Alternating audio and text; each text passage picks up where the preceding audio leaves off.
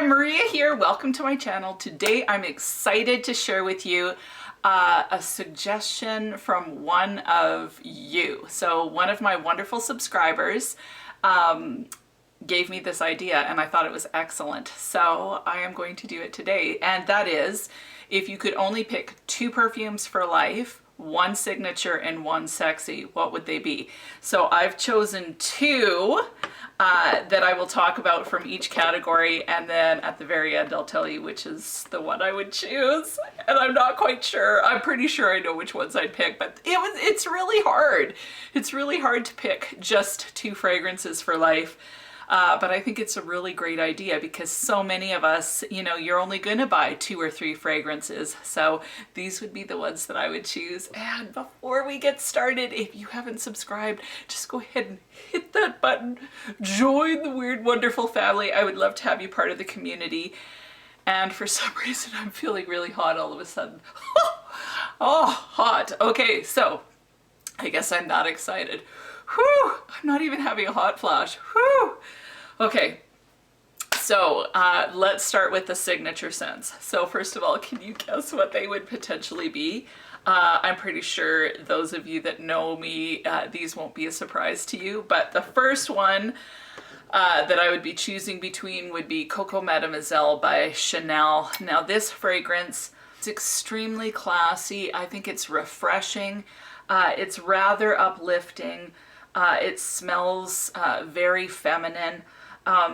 It's just a beautiful fragrance. The other thing that's amazing about this one is the longevity. And I think when I'm thinking about a signature fragrance, you know, I want something that I can wear all year round. I want something that's long lasting, and I want something that will, you know, honestly transition from day to night, whatever. So this fragrance is awesome. It's a beautiful fragrance. It's mass appealing, so lots of people would like this one. So in the opening, this has mandarin orange, it has orange, it's got bergamot and orange blossom. So for the most part, I get the orange, and it's just, like I said, really beautiful and sweet. I can smell a little bit of that orange blossom just in the fact that it feels almost like ever so slightly fluffy, if that makes sense. Then the middle notes, you get rose, jasmine, mimosa, and ylang ylang. I don't really notice any particular floral. I just notice that floral component. It's blended beautifully, and I just think it's just beautiful. It works so well with that orange. And the base is patchouli, musk, vanilla, vetiver, apopanax, and tonka bean. In the opening, you get that beautiful kind of warm, sweet orange. As this dries down, you get more of the florals.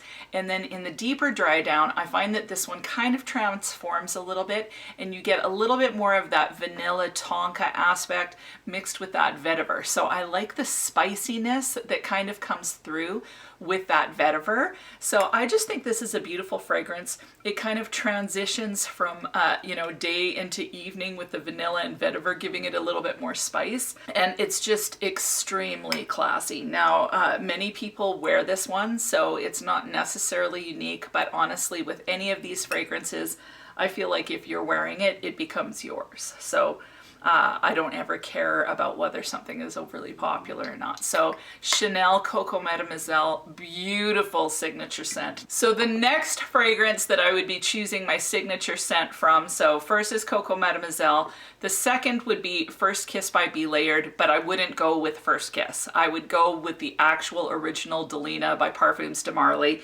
If I'm only having 2 fragrances in my collection, then I don't really care how much they cost, and I want to buy the original. Now, like I've said before, because I have this one, I just think it's silly to buy the real one, and unless I've got lots of cash flowing, I'm not going to do that. So I'm going to use this one up first, and then I definitely want to get Delina by Parfums de Marly.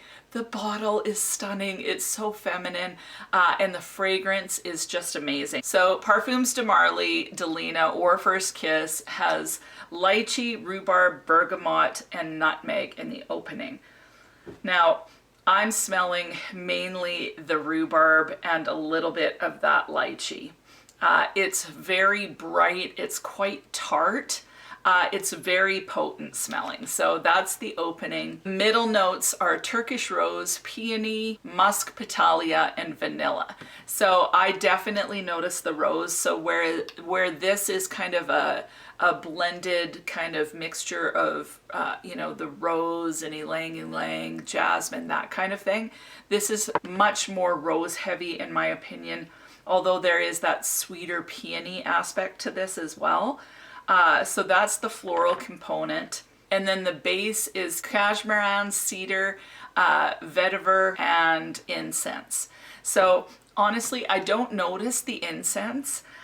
You know, from my other incense fragrances, I get that incensey vibe. This one it just feels a little bit more smoky to me. So that's what I get in this one. And then I notice the spiciness of the vetiver. Now this one again is a super powerhouse as far as potency. Sillage is amazing.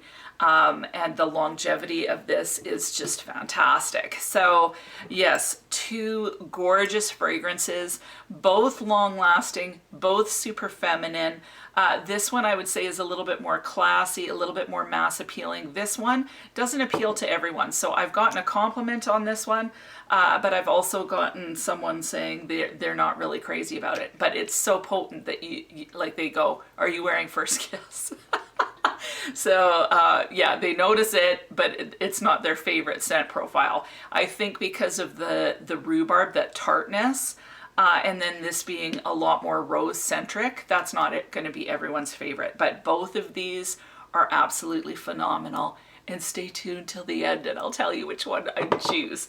So moving on to the sexy category, I have two fragrances here for you. You know, one sexy for life, that's tough. But I'm going to start with one that I've talked about an awful lot. Can you guess what it is? Can you guess? It is Tom Ford Noir Pour Femme. Now, unfortunately, this one has been discontinued, which I think is an absolute travesty. Like, it's so sad, but it is a phenomenal fragrance. Now, this one is warm, it's sensual, it's luxurious, it feels super classy. It's just absolutely delicious. This is actually categorized as an amber floral, but I think it's more of a gourmand because it smells slightly creamy, like it smells a little bit like, I don't know, a spicy kind of cheesy, which sounds kind of gross. Like when I hear cheese, I instantly think disgusting, but somehow this is just so delectably delicious. Yeah, it's gorgeous. So for notes, this has ginger, bitter orange, mandarin orange, and bergamot in the opening. I get that a little bit, I get a little bit of that ginger, but I don't really get any specific note. Then the middle notes are kulfi, which is some sort of Middle Eastern dessert. Kind of looks creamy. Rose, jasmine, and orange blossom. Again, I don't notice any particular floral at all. I notice more of that creaminess that I think would be coming from that kulfi. And then in the base, it has vanilla, amber, sandalwood, and mastic. And mastic is kind of like a resin, kind of like it's a resin that's kind of balsamic. I don't know what to say about this one. It's just, to me, the most intoxicating, gorgeous fragrance. I find that this one lasts long on my skin. I find it extremely sensual. When I put this on, I think of like black tie event, but like cuddling up in the limo with your guy that's in a tux and you're in a fancy velvet dress. That's the vibe that I get from this one. So I appreciate how warm and luxurious it is, and the sensuality from this one. I think it's extremely intoxicating, but I also would feel totally like it's also like cozy enough that I could put this on in an evening and cuddle up to my husband, and it wouldn't be like overpowering or potent like a clubbing scent. So this one has great projection and whatnot, but won't choke you out like something like a Shaghoff Oud or something of that nature. So this is gorgeous. Now the other one, I absolutely love. I enjoy wearing it, and unfortunately it's discontinued as well, and it's Alien Essence Absolue. Holy moly, this one, it is so extremely intoxicating. So you get that alien vibe, but you pair that with myrrh and myrrh and vanilla and almost a resinous quality. And like this is like so seductive and gorgeous. Like this is, I seduce myself when I wear this on. Like, holy moly, it's so good. Like, now this is considered an amber woody fragrance. I don't get the woods really in this at all. I get that like alien DNA, which is so hard to describe, but also like this medicinal quality. It's sweet, it feels thick, it feels like resin. So like to me, it would be almost like an amber fragrance. So in the opening, you get jasmine, which is just absolutely gorgeous. It's luxurious. It smells indolic. Ugh, it's just so seductive. In the middle, you get cashmere wood and orris, which kind of just gives a smoothness to this fragrance. I just love smelling this thing. And then in the base, you get vanilla, amber, myrrh, and incense. So again, the incense in this, I don't really notice it. Like, yeah, there is an incense quality, but it's a little bit of a warmer incense. Sometimes incense feels cold to me. This is much more warm, but I think it's because it's paired with that myrrh.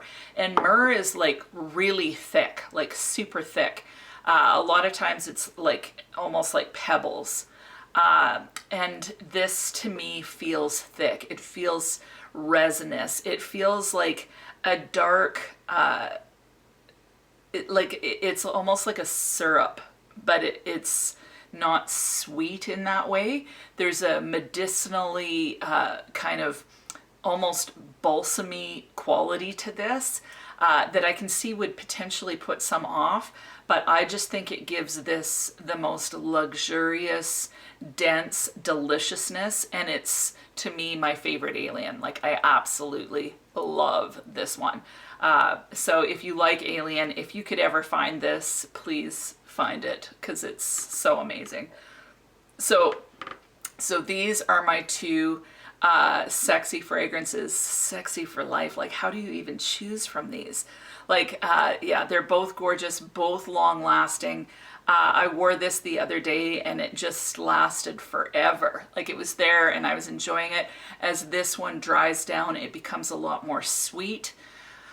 This one is kind of sweet throughout, like a lot more creamy throughout. So both absolutely stunning fragrances. So which one will I choose? So hard. This was a really good exercise though, because yeah, it's hard. It's really hard to choose a favorite because these are both so beautiful. I have more sentimental value with this one because my husband and son gave this to me for Mother's Day when I turned 50. And so this was somehow just special. It was one of the first in my collection as I was starting to grow it. And so, yes, it's just beautiful. It kind of makes my heart feel really warm. When I think of the woman that wears this one, she's classy. She wears kind of, you know, the blush pink clothing. She carries a beautiful purse. She wears high heels. That's the girl that wears this. Belayered First Kiss. I have no sentimental value really to this bottle.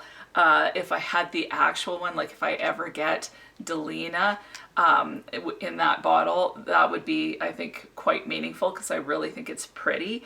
But the fragrance of this one, it's a little more powerhouse. I think of kind of a more intense person. You know, she probably wears a little bit more seductive clothing. Like, she's not quite the lady that this one is. She's still classy, but this one, she kind of pushes the envelope a little bit. She's a little bit more of an outspoken one. That's what I get from this one. I think of, you know, someone like the woman that wears this, oh, that was close. Good catch. Okay, now I'm even hotter. Woo, that was close. Okay. So this one, like, she's wearing kind of all nude colored clothing, nude pumps, camel colored bag, that kind of look for this lady. This one, she's wearing more the black, you know, black or colorful. She's a little bit more bold. So out of these two, which would be the one that I would choose for my signature scent for life? It would be First Kiss, or like I said, the actual Delina. Yeah, like if these were the only two in my collection, I'd pick this one because I like the bottle better. I know that sounds ridiculous, but if I had the Parfums de Marly in my hand right now, I'd pick the Parfums de Marly Delina. Both of them are really well known at this point, but I just find this one a little bit more bold, a little bit more sexy, even though I would consider this a great fragrance for daytime.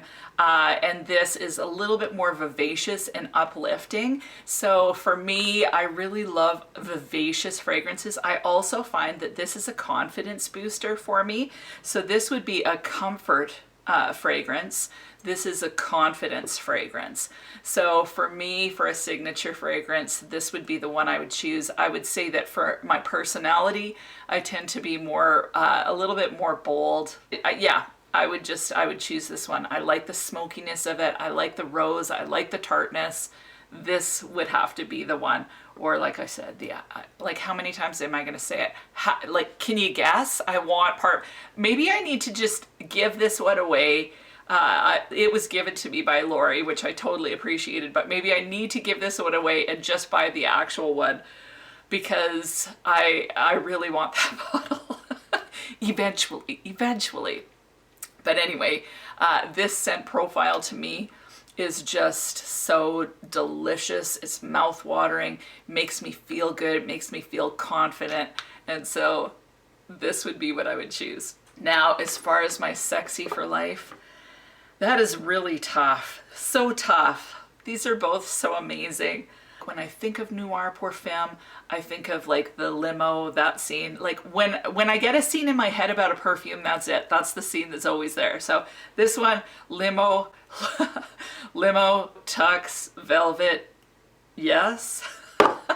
This one, mansion, satin kind of gown slash nightgown. And it's after the party and the guy has undone his tux and the bow tie is hanging and he walks downstairs and you're lounging on a chaise lounge that's red with a big fire going in one of those huge fireplaces.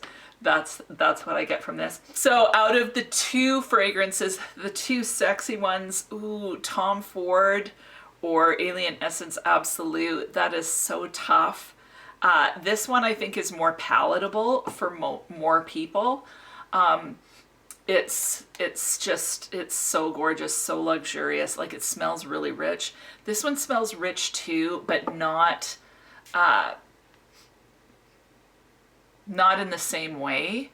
As far as a scent though is concerned, if I had to pick a sexy for life, I'd pick Alien Essence Absolue. I just love this fragrance. I enjoy wearing it.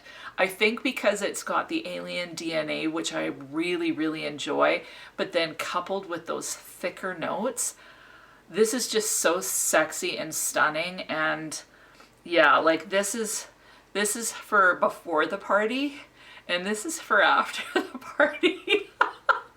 So sexy. Now the sad thing is my guess is my husband wouldn't even like this one, so it may defeat the purpose of a sexy fragrance if he isn't into it. But as far as me feeling sexy, Alien Essence Absolute all the way, baby.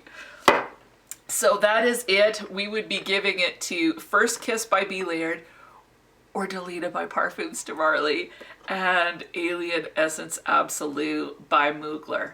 Now, I feel so sad that this is discontinued again. Like, what are these people thinking discontinuing fragrances that are this gorgeous? Like, please, can someone explain it to me? Anyway, that is it. What would be your signature scent for life and your sexy scent for life? Leave it in the comments. Let's talk about it. And that's it. Thank you to the subscriber that suggested this. I really enjoyed doing it. It was a great little exercise. I feel guilty almost not picking all four, but you know, you gotta just be a hardcore. You gotta be hardcore every once in a while. So anyway, that is it. I hope you have an amazing week, and we'll talk to you soon.